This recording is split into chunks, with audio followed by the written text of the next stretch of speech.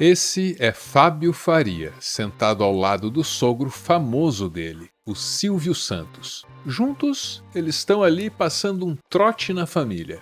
A gente liga pra você, você não responde, aí eu falei, eu vou apelar pra Patrícia. Mas você tem que ligar no meu celular. Você tá ligando pra onde? Você... Eu não tenho teu celular no cantinho. Então anota aí. Peraí. 999 O vídeo foi publicado em 2020, por ocasião do aniversário de 90 anos do Silvio Santos. Àquelas alturas, o Fábio Faria era ministro do governo Bolsonaro. Na pasta das comunicações, ele se propôs a aproximar o governo de grandes empresários, com destaque especial para Elon Musk, que ele ficou famoso por idolatrar em público. Thank you very much. You are a visionary. You are maybe I think everybody here is very happy to be here. My wife is here. Everybody in Brazil loves you. Fora do governo, o genro de Silvio Santos já não tinha condições de buscar contatos, amizades, parcerias com Elon Musk da vida. Mas aqui mesmo no Brasil, ele encontrou um outro empresário, de quem ele parece ter virado amigo, fã ou talvez uma espécie de fiel escudeiro. Em outubro de 2023, Daniel Vorcaro se preparava para dar mais uma festa. A grana do esquema dele estava entrando e a ocasião pedia um pouco de lazer. Tava tudo dando certo, mas para o esquema de pirâmide continuar crescendo, era necessário que as autoridades fizessem vistas grossas. E as festas ajudavam nisso. Então o Vorcaro foi atrás de um produtor de eventos para as orgias dele. As festas lendárias precisavam de um organizador competente. E onde é que o Daniel Vorcaro foi encontrar um homem ou uma mulher digno ou digna dessa tarefa aí? Organizar orgia no governo de Jair Bolsonaro, claro. Foi lá que ele encontrou o currículo de Fábio Faria, o ministro das Comunicações. Fábio Faria é o homem que, casado com uma filha de Silvio Santos, se orgulhou de ter criado o SBT News, sem nem ter um cargo formal na empresa. A festa que inaugurou o SBT News teria sido organizada por ele.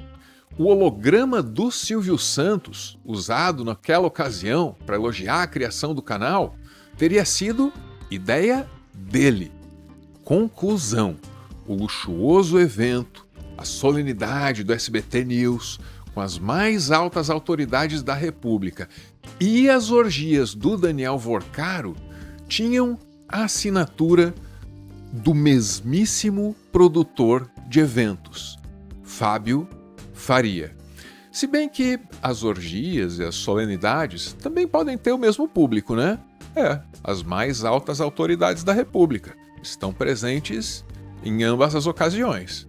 E é por isso que as orgias de outubro de 2023 estão entre as mais importantes da longa série promovida por Daniel Vorcaro. Olha isso. Escreve Fábio Faria, ao que Daniel Vorcaro responde: tudo bem? Me passa depois quem está confirmado, só para eu ter uma ideia do número de pessoas, né? Ao que o Fábio Faria responde: bem, e você? Davi Alcolumbre, atual presidente do Senado, estará no evento, segundo o Fábio Faria. E Pacheco, Rodrigo Pacheco, senador por Minas Gerais, também está com a presença confirmada aí, segundo o Fábio Faria. Daniel Vorcaro responde: você fez falta aqui, demais. E Fábio Faria segue: chamei o Toffoli, Dias Toffoli, ministro do Supremo Tribunal Federal também. Davi, agora que fica bom, ó. Davi Alcolumbre, né? Presidente do Senado. Tá louco perguntando se as suíças vão vir. Se der, vamos trazer. Fábio Faria era muito importante para o esquema do Vorcaro, pros esquemas do Vorcaro, no plural, porque o que começava com a presença de um ministro do Supremo numa certa festa, terminava com o voto desse ministro num negócio bilionário, no qual o Vorcaro só tinha a ganhar. Segundo os investigadores, ele funcionava como uma ponte entre o empresário e o meio político. Em uma dessas conversas enviadas ao Supremo, Vorcaro afirma a Faria que Toffoli poderia mudar o voto em um julgamento bilionário. Fábio Faria e Daniel Vorcaro não estavam organizando apenas festas, eles estavam organizando aquilo que as agências de inteligência e os cartéis do crime organizado chamam de compromat, um tipo de operação que coleta informações e registros comprometedores de autoridades, garantindo assim que essas autoridades se tornem cúmplices dos esquemas. É claro que as autoridades em questão nunca são vítimas. Elas frequentam as festas, elas ganham propinas, elas querem ser corrompidas. Não há inocentes, com a possível exceção das jovens trabalhadoras contratadas para providenciar o entretenimento. O presidente do Senado brasileiro parece que preferia, ou prefere, as suíças, e é uma preferência considerada perigosa no mundo da inteligência e do crime. É que a Suíça é um país pequeno, tem 9 milhões de habitantes.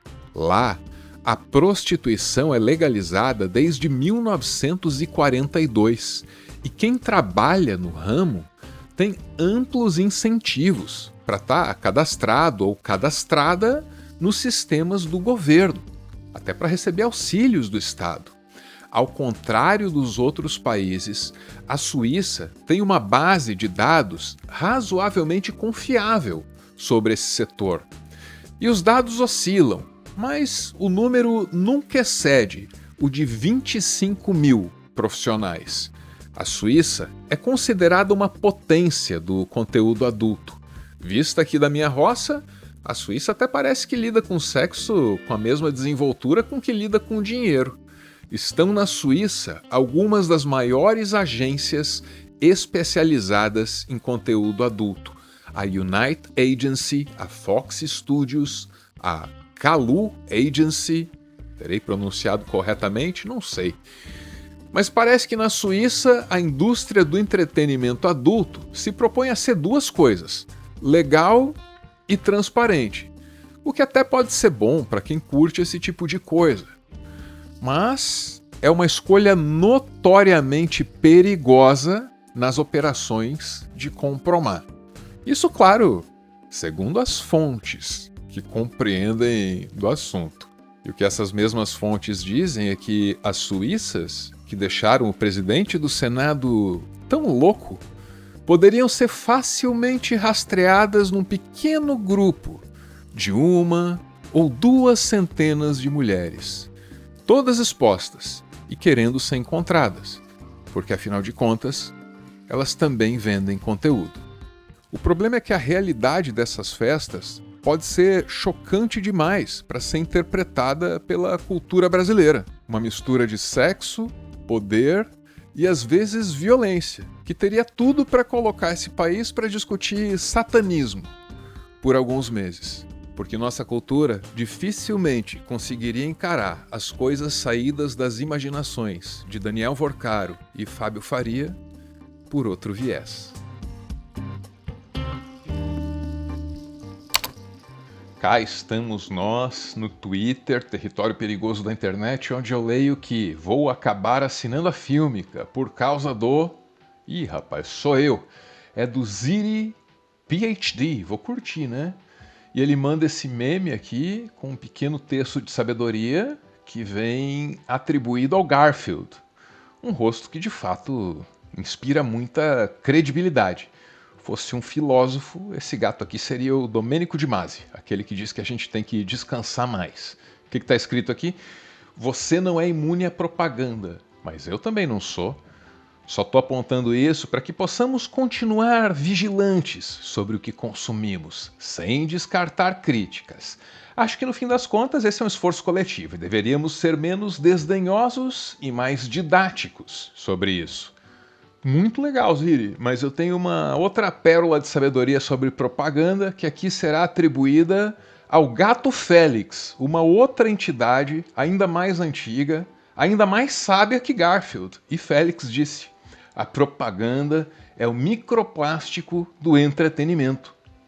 A propaganda está misturada em tudo, então é realmente muito válido fazer esse esforço consciente aí sobre o conteúdo que a gente consome.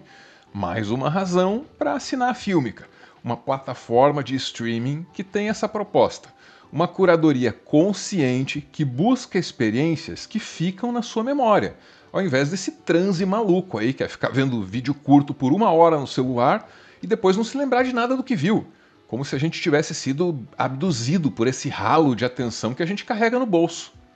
Então sim, faz sentido que a gente faça um esforço consciente, não apenas diante da propaganda, mas diante de todo o conteúdo em que ela pode e normalmente está misturada. E uma plataforma como a Fílmica só pode ajudar nisso. O que nos leva aos planos. O mensal sai por R$ 19,90 e o anual por R$ 199,90. Só que com o cupom PIXARVRO você paga R$ 99,90 e ganha um desconto de R$ 100. Muito obrigado, Fílmica. Muito obrigado, Ziri PhD, esse twitteiro de comportamento raramente amigável, né, num território tão hostil. Muito obrigado, Garfield. Muito obrigado, Gato Félix. 2 personagens tão carismáticos, tão queridos, certamente não se importarão de serem usados numa mera publi do YouTube. Claro que não. Né? Fábio Faria era uma presença constante no WhatsApp do Daniel Vorcaro. Eles davam as festas juntos, eles tinham negócios em comum e, em geral, Vorcaro era muito generoso. Fábio Faria, o cara do Vorcaro. Como o ex-ministro de Bolsonaro abriu as portas da influência para o banqueiro mais enrolado do Brasil. É do Breno Pires, é do João Batista Júnior, é na revista Piauí. E nesse texto você vai perceber como é grande a generosidade do Vorcaro diante do Fábio Faria. Ele chegou a comprar da família do Fábio Faria um empreendimento no setor de energia por R$ 67 milhões de reais. Segundo 3 especialistas do setor ouvidos pela Piauí, que preferem não mencionar os nomes por trabalharem no ramo e temer retaliações, a usina avalia, numa perspectiva otimista, em torno de 13 milhões. Também chamou a atenção o fato de que, depois de sacramentar a compra, o neófito do setor de energia não moveu uma palha para tirá-lo do papel e viabilizar o negócio. Investiu alto em uma expectativa futura de vento, mas até hoje o projeto continua no mesmo estágio de quase 2 anos e meio atrás. Tá entendendo isso? Basicamente, o Vorcaro pagou 67 milhões por algo avaliado em 13, mas que nunca produziu nenhum real. E por que ele jogaria o dinheiro fora desse jeito? Bom, porque o dinheiro não era dele para começar, era roubado, tem isso. Mas não é só isso, né? Não pode ser, o Vorcaro certamente poderia encontrar outros meios mais eficientes e prazerosos de jogar dinheiro fora. Para que beneficiar a família do Fábio Faria? Ninguém sabe ao certo o que estava acontecendo ali. O que se sabe, isso sim, é que o Fábio Faria aproximou o Vorcaro do Dias Toffoli. Aí o Dias Toffoli virou presença confirmada na festinha. E depois começou a votar do jeitinho que o Vorcaro queria. A minha coluna aqui no Metrópolis teve acesso a essas mensagens. Fábio Faria pergunta quem teria informado que Toffoli votaria contra a usina Alcídia. Vorcaro cita o advogado Carlos Vieira Filho, um especialista nesse tipo de ação. Ele é filho do presidente da Caixa Econômica Federal. Se a intenção inicial era votar contra, o ministro Dias Toffoli mudou de posição. O julgamento terminou com os votos de Edson Fachin, Cássio Nunes Marques e Dias Toffoli. a favor da usina Alcídia. Gilmar Mendes e André Mendonça ficaram vencidos com a decisão. A usina deve receber cerca de R$1,5 bilhão da União. A desconfiança sobre o voto de Toffoli surgiu porque 8 meses antes, o ministro havia votado de forma diferente em um processo idêntico, envolvendo a Raízen Energia. E há fortes indícios de que o Fábio Faria também fez a ponte entre o Vorcaro e outros ministros do Supremo. 3 fontes ouvidas pela Piauí entre Brasília e São Paulo informam que, até ocorrer o encontro entre Faria e Vorcaro em Paris, o ministro Alexandre de Moraes não conhecia o banqueiro. Eles foram apresentados, segundo as 3 fontes, por Faria. Os dados extraídos do celular de Vorcaro pela Polícia Federal mostram que o banqueiro adicionou o contato do ministro do STF em 26 de dezembro de 2023, 2 meses depois de ter conhecido Faria. Fábio Faria é conhecido por saber navegar os salões da alta sociedade. Gosta de se aproximar de gente rica. O romance com a família Bravanel, os elogios a Elon Musk, o vínculo com o banqueiro André Esteves, do qual nós nem tratamos aqui, muitas aproximações sucessivas, todas muito bem-sucedidas. Mas foi de Vorcaro que Fábio Faria se tornou íntimo. Sinal de que esses dois têm algo em comum.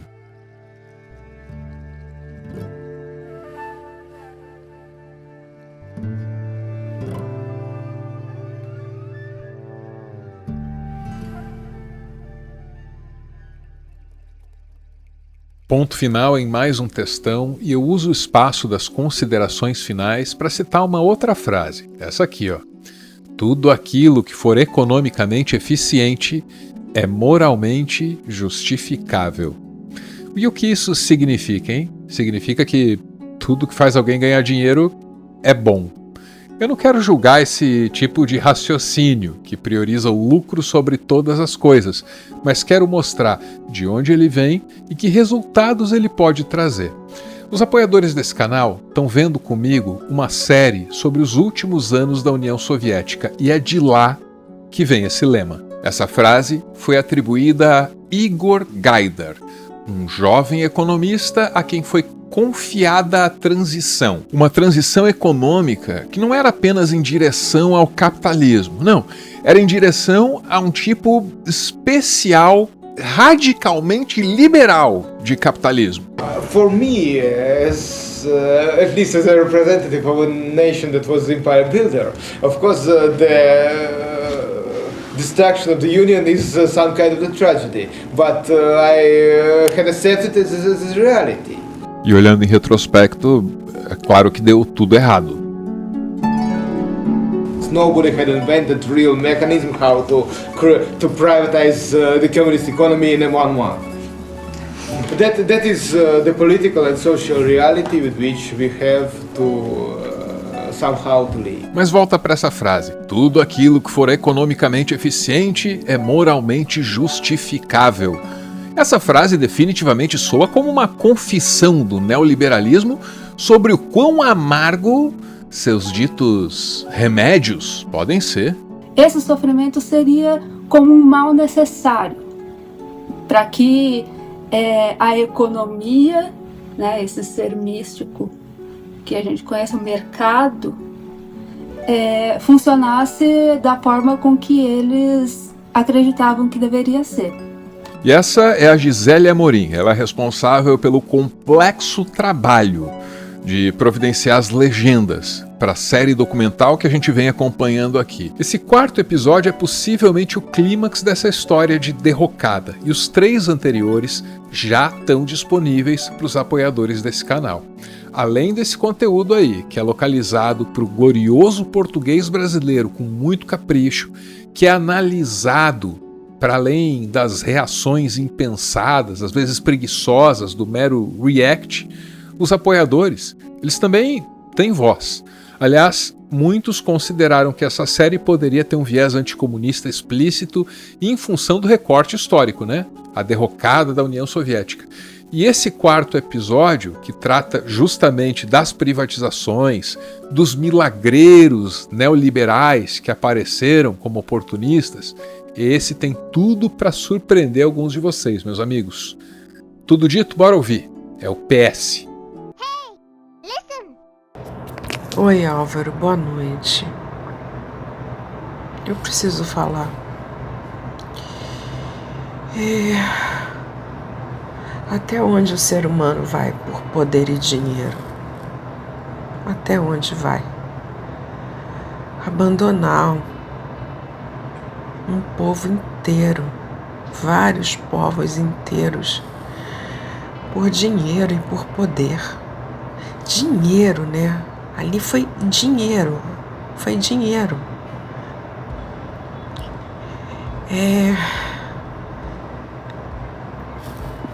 Isso me arrasou, porque me veio tanta coisa na cabeça. Porque me veio o fim da, aspas, escravidão no Brasil, veio confisco de poupança, veio tanta coisa. Às vezes precisa ter empatia com as pessoas que resultam das suas experiências e empatia com povos que passaram por experiências tão tristes. E aí a gente tem 1 zilhão de histórias mundo afora. Por mais que doa para uma humanista ver essas coisas, eu sei que é necessário. Um grande beijo no seu coração. Fica com Deus. Fiquemos com Deus, né? E sejamos nós as bênçãos nas vidas uns dos outros. Muito obrigado pelo apoio, Sandra. E pela reação da Sandra, você já percebe aí que é um conteúdo forte, que provoca reações emocionais idem. É por isso que, de fato, fica na memória. Deixo aí o meu convite. Um beijo e, como sempre, valeu!